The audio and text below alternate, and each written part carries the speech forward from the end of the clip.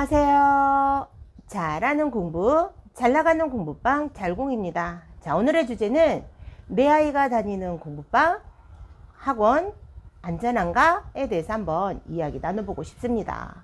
참 우리가 아이들을 키울 때 나보다 좀 더 잘 자라라고, 나보다 더 좋은 환경에서, 나보다 더 좋은 여건에서, 나보다 더 좋은 현실을 살아가라고 우리는 아이들한테 공부를 시키죠. 내가 공부를 시킬 수 없음에 학원에 의지하고 공부방에 의지하고 아이들을 여기저기 학원에 보내기도 하고 교육을 시키기도 합니다. 그런데 요즘은 엄마도 바쁘고 아빠도 바쁘죠. 직장 다니는 엄마는 직장에 다니면서 아이를 케어하고 살림하느라 바빠서 아이를 주의 깊게 잘 살펴볼 수 없고요. 또 직장 다니지 않는 엄마는 또 직장 다니지 않는다 해서 한가하진 않아요. 오히려 직장 다니는 엄마보다 직장을 안 다니고 계시는 엄마들도 엄청 바쁩니다. 자기 개발하려 바쁘고, 그리고 뭐 옆집 엄마, 뭐 앞집 엄마 누구 만나느라 바쁘고, 또 여기저기 다니면서 함께 어울려서 응원 다니라고 또 오히려 직장 다니신 엄마보다 직장에 안 다니신 엄마가 더 바빠서 아이를 더 신경 쓰지 못하는 그런 부모님들도 많은 것 같습니다. 어찌되었든 우리가 아이를 학원을 보냈을 땐 내가 직접 개입해서 교육할 수 없으니 돈을 주고 사교육을 통해서 아이한테 맡기는 거잖아요. 그래서 엄마는 물론 100% 선생님을 믿고 학원에 사교육에 맡기는 거는 이해는 하지만, 그래도 직장 다니는 엄마든 직장을 다니지 않는 엄마든 아이를 주의 깊게 살피고, 그리고 아이와 많은 대화를 나눔으로써 내 아이의 지금 처해 있는 문제가 무엇인지 빨리 캐치해야 하고요.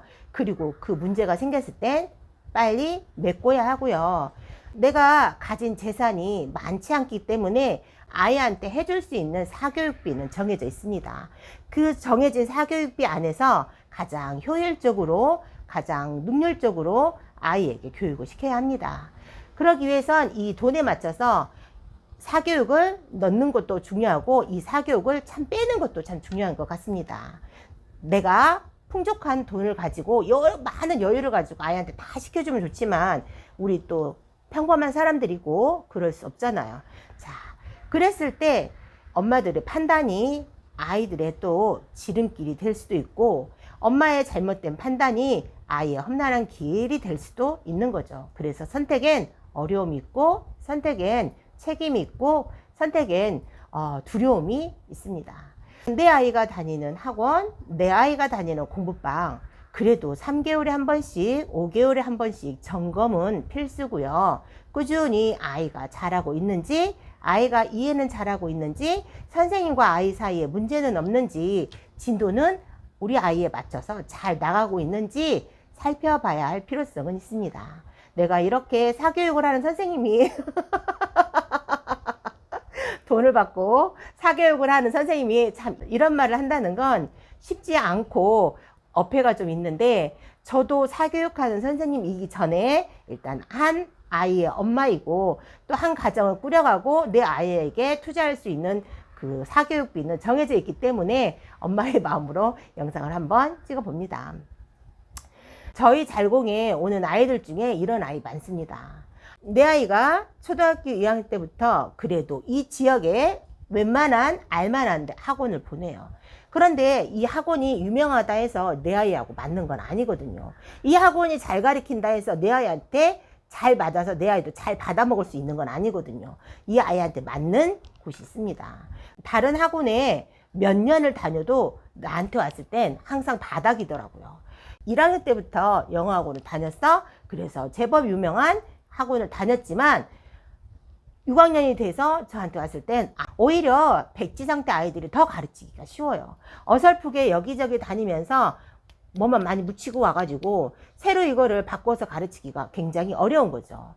1학년 때부터 학원을 다녔어. 6학년 됐는데도 진짜 아는 건 하나도 없어요. 완전 바닥이에요. 그런 아이들이 정말 많거든요. 그래서 내가 우리 아이를 그래도 적은 돈을 가지고 가성비 있게 사교육을 시킨다면 이 아이한테 맞는 학원인지, 이 아이하고 선생님하고 케미가 맞는지, 선생님이 가르쳐 준 걸 이 아이가 잘 받아먹고 오는지, 선생님하고 아이하고 문제는 없는지, 그거에 대해서 잘 살펴봐야 되고요. 그렇다 해서 내 아이 말을 또 100% 믿으면 안 되는 거죠. 아이들은 이건 아이들뿐만 아니라 사람이기에 사람들은 자기 편리할 대로 얘기하고 자기 유리한 쪽으로만 얘기를 하거든요. 그래서 쌍방향의 이야기를 다 들어보고 엄마가 지혜롭게 판단하고 거기에 행동을 보여줘야 시행착오를 막을 수 있습니다. 이 학원 저 학원 많이 다녔어요. 유명한 학원 다 다녔는데 저한테 왔는데 하나도 이 아이가 가지고 있는 건 없는 거예요. 하물며 이 아이가 영어 유치원을 나오고 그리고 지역권에서 꽤 유명한 학원을 많이 여러 군데 다녔음에도 불구하고 정말 기본조차 되지 않는 아이들 많이 있습니다. 우리가 사교육비를 투자했을 땐 적어도 이런 건 방지해야 되지 않을까 싶습니다. 내가 아이를 가르치는 엄마 입장에서 참 이러면 속상할 것 같아요. 그래서 구멍이 생겼을 때 빨리빨리 메꿔놓고 어느 구멍이 생겼는지 잘 지켜보고 아이와 선생님과 학부모, 엄마의 새 박자, 새 바퀴가 맞물려서 잘 굴러갈 때 이 아이는 높이 성장할 수 있고요. 깊이 성장할 수 있다는 걸 제가 사교육을 하는 사람으로서 지켜본 결과이죠. 내가 사교육을 하는 선생님으로서 참 우리 학원에도 그런 아이 있습니다. 가방만 들고 왔다 갔다 하고 그리고 시간만 때우고 가는 아이들 덜어 있습니다. 참 이런 아이들 보면 안타깝죠. 그래서 학부모님하고 상담을 하고 이야기를 하지만 좀처럼 변화가 없습니다.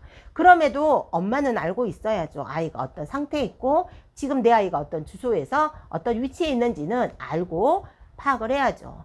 전쟁터에 나갈 때 적을 알고 나를 알면 백전백승이라 하잖아요. 네, 지금 당장 성과는 보이지 않을지라도 반드시 세 박자가 물려서 맞물려서 잘 돌아가면 이 아이 변화가 올 거라고 믿습니다. 그러나 이 중에 한 개라도 빠지면 문제가 생기죠. 그 문제는 날이 갈수록 해가 갈수록 점점 커지게 되고 나중엔 이 구멍을 메꿀 수가 없는 거죠. 저도 이런 엄마로서 저도 아이를 교육하고 지도하면서 이런 경험 많이 해봤거든요. 선생님이 좀 미리 알려줬다면, 선생님이 미리 내 아이의 단점, 내 아이가 지금 현 위치에 있는 거를 미리 기뜸을 해줬으면 내가 일하는 엄마로서 내 아이를 그 구멍이 좀 더 커지기 전에 메꿀 수 있었을 텐데 라는 아쉬움도 참 많았고요. 그거에 대해서 쉬고 세월이 지나고 나면 참 메꿀 수 없는 안타까움도 있었습니다. 여러분들은 저와 같은 시행 없으시길 바라고 아이를 잘 관찰해 보시고 내 아이가 지금 다니는 학원 안전한가? 내 아이가 다니는 학원 지금 잘 다니고 있는지, 내 아이는 학원에서 주는 걸 잘 받아먹고 소화를 하고 있는지, 거기에 맞춰서 지금 진도를 나가고 있는지 한번 잘 살펴보실 필요가 있습니다. 흔히 학원 선생님들끼리 말하죠. 잘하는 아이는 잘하는 아이대로 학원에서 필요하고 못하는 아이는 못하는 아이대로 학원에서 필요한 아이입니다. 그럼 중간층에 있는 아이는 중간층에 있는 아이들대로 필요하죠. 다 학원이나 공부방 또는 교습소 운영하면서 잘하는 아이, 중간 아이, 못하는 아이 다 필요합니다. 잘하는 아이는 학원의 이름을 빛내주기 위해서 필요하고요. 중간인 아이는 선생님의 월급을 주기 위해서 필요하고요. 그리고 못하는 아이는 전기세, 죄송합니다. 전기세 내주고 관리비 내주는 용도로 또 필요하죠. 학원 입장에서는 모든 아이들이 다 필요하기에 모두 다 이끌고 가지만 이게 사교육비를 내는 엄마 입장에서는 참 안타까우고 가슴 아픈 일이죠. 혹시 내 아이가 전기세 내주는? 혹시 내 아이가 관리비 내주는? 우리가 그래도 돈을 내고 사교육을 시키는데 최소한 내 아이가 전기세 내주고 관리비 내주는 아이보다는 그래도 학원의 이름을 빛내줄지는 못할 망정 선생님의 월급을 줄 정도의 실력은 돼야 되지 않겠나요? 참 이게 선생님들 사이에서 돌고 도는 말이기는 하지만 이게 참 슬픈 말입니다. 내가 엄마라면 가슴이 참 아플 것 같습니다. 여러분 한번 오늘은 점검의 시간을 가져보시고 내 아이 한번 잘 유의있게 살펴보시고 한 번이라도 더 선생님과 다정다감한 통화하시면서 선생님과 한번 대화에 대해서 깊이 있는 대화 나눠보시는 것도 필요할 것 같습니다. 자, 오늘 또 아이들의 성장을 위해서 고군분투 하신 선생님을 응원합니다. 하루를 최선을 다해 읽어가실 구독자 여러분도 응원합니다. 오늘 하루 최선을 다해서 열심히 공부한 학생들 모두 응원하는 메시지 화이팅 해줘보겠습니다. 오늘도 화이팅! 잘하는 공부, 잘 나가는 공부방 잘공이었습니다. 감사합니다.